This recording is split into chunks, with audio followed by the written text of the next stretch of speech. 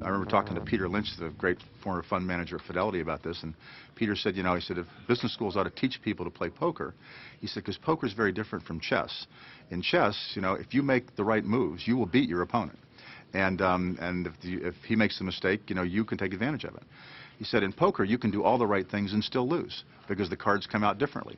And he said, and that's something that's important to understand in investing, is you can have a great process and still do badly from time to time.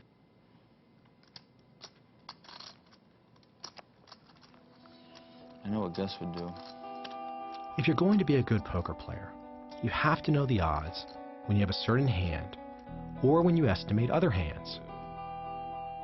Whenever you're investing, you have to have some kind of an edge, just like if you're playing the horses or you're in any type of competitive probabilistic endeavor.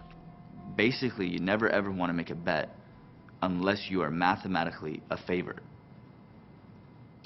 If you look statistically at the game of poker, the players that win the most money are not the players that win the most hands. And again, I think that's unique about the game. In fact, if you look at it, pretty much the players that win the fewest number of hands are the ones that win the most money at poker. Which leads one to conclude that actually the proper use of the fold, the proper use of knowing when to quit, is maybe the most important skill in poker. I think that's probably one of the most important skills in trading, too. Let's say there's a 60% coin. So you flip the 60% coin and you say, okay, it's an even money bet. And we'll bet $10 here on this coin. And you bet, let's say, 60% chance of heads. And you bet on 60% chance heads. And you lose. And you say, well, was that a good bet or a bad bet? And some people would say, well, you lost money, so it's obviously a bad bet. And I would say, no, that was a good bet. Just because you lose money doesn't make it a bad bet. Now, there are four kinds of bets, right? There's bets you win, there's bets you lose, there's good bets and bad bets. You can win on a bad bet, you can lose on a good bet. But the point is, you do a lot better in good bets. If you make a move and it ends up not working out and you look like an idiot because you're drawing dead, like people are very quick to point the finger and say that, you know, you don't know what you're doing. When in reality, if you look at the facts that you were given at the time, you look at the circumstance, and you explain why you did what you did, then maybe it makes perfect sense. Just because you won a pot doesn't necessarily mean that you made the right expected value play. Maybe you made a stupid play and got rewarded for it. If I pick up two kings and I play it correctly and an ace flops and the guy has an ace, I'm going to lose, but I played the hand the best. So there's nothing that I could do in that situation, and I can't blame myself for the result. Especially top poker players and top investors take advantage of mistakes people make who are playing the game wrong. When you play poker, you follow certain rules to play the game, and the same goes with investing. Stick to those rules, and you can win. I realized that some very famous, some very well-known, well-respected poker players didn't know how to play in these situations, that would actually make mistakes in these situations. If a guy's got $5,000 to his name and he chooses to sit down at the poker table and he loses it, that's his fault for sitting down at the poker table. He's not feeling sorry for me, so why should I feel sorry for him? He's putting his money on the table, I'm putting my money on the table. It's all at risk. That's not a moral issue to me.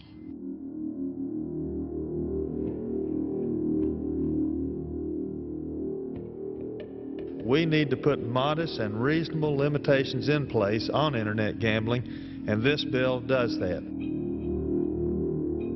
Our government has always been beholden to lobbyists and special interests. Why do we believe they make laws with our best interest at heart? If we choose to ban anything that hurts a family, we're going to be banning McDonald's, for example, because many fathers die prematurely from eating fatty foods and leave their children with no means to support themselves. Here we have attempts by the government to tell us that it's okay to bet on the lottery, or okay to bet on horses running around in circles,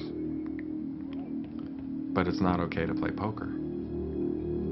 These are hypocritical, absurd concepts, and I think there are people in government that are starting to realize that. Either we prohibit it all because we are morally so offended, or we let it all be up to the personal freedom of Americans to decide. But to cherry pick as a Congress is what I find particularly intellectually dishonest. In areas where we need to act together to protect the quality of our life, in the environment, in transportation, in public safety, we abstain. But in those areas where individuals ought to be allowed to make their own choices, we intervene. But the lottery is restricted. You can't play if you're a child. Same thing with horse racing. But you're against that, are you not?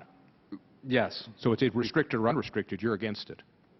Yes. Is there any fun that you're for? Any what? Fun. This is an outrageous position for a true conservative. Are you kidding me? True conservatives should be all over this issue on our side, and many of them are.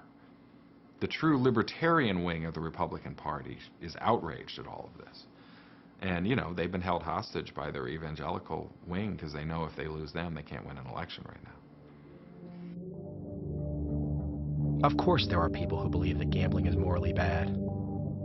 But it is hypocritical that the government wants to ban poker, a game you can win, while at the same time supporting the lottery, a game you really can't win. We have laws that require nearly every working person to contribute a portion of their paycheck to Social Security, a form of retirement that makes almost no money. At the same time, we have other laws that restrict investments to only the rich.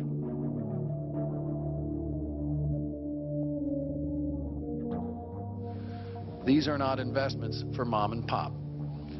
They are generally risky ventures that simply don't make sense for most retail investors. While some government officials simply say no, not even defining what the word risky means, others see benefits. It is clearly a debate. Hedge funds have brought improved liquidity and price efficiency to financial markets. Millions of Americans are invested in hedge funds, either directly or more relevantly or indirectly through retirement plans. I would argue no.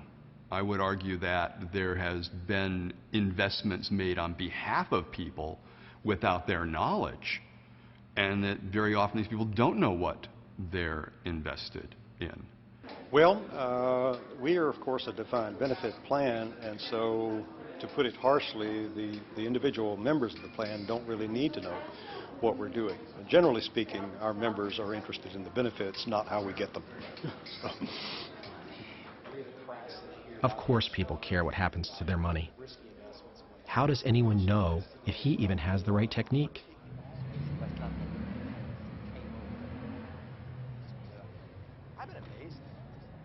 I'm not a great expert, but clearly society is struggling, and you know the political debate. There's a political debate which doesn't necessarily focus on the things that affect our lives the most. The political debate can, I think, sometimes, you know, drift off on things which are less important, and I don't think the political debate necessarily focuses on things that are the most important.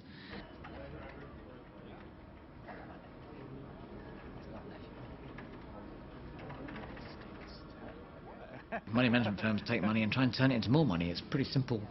It's a pretty simple principle.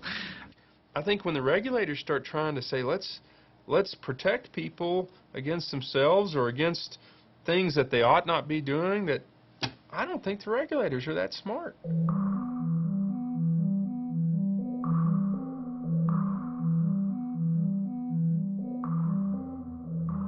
This country's built on free enterprise and people being creative, and I think, you know, people think, well, it's okay to be creative when you're dealing in the technology sector, when you're dealing with, you know, in the automotive industry, or if you're dealing in you know, let's say the oil drilling and well development technology, but it's not okay to be creative in the financial areas. I think it's baloney. Not all hedge funds are equal. Some with bad strategies have gone under, while some have done very well. But we should have the choice to invest with the good ones. The guy who's not allowed to invest in a hedge fund, which is, in my opinion, most hedge funds are much less risky than the average mutual fund, but he can take all his money, go buy lottery tickets. He can go to Atlantic City and blow it all there. He can buy penny stocks, commodity futures, puts and calls. I mean, highly risky things, and there's no law.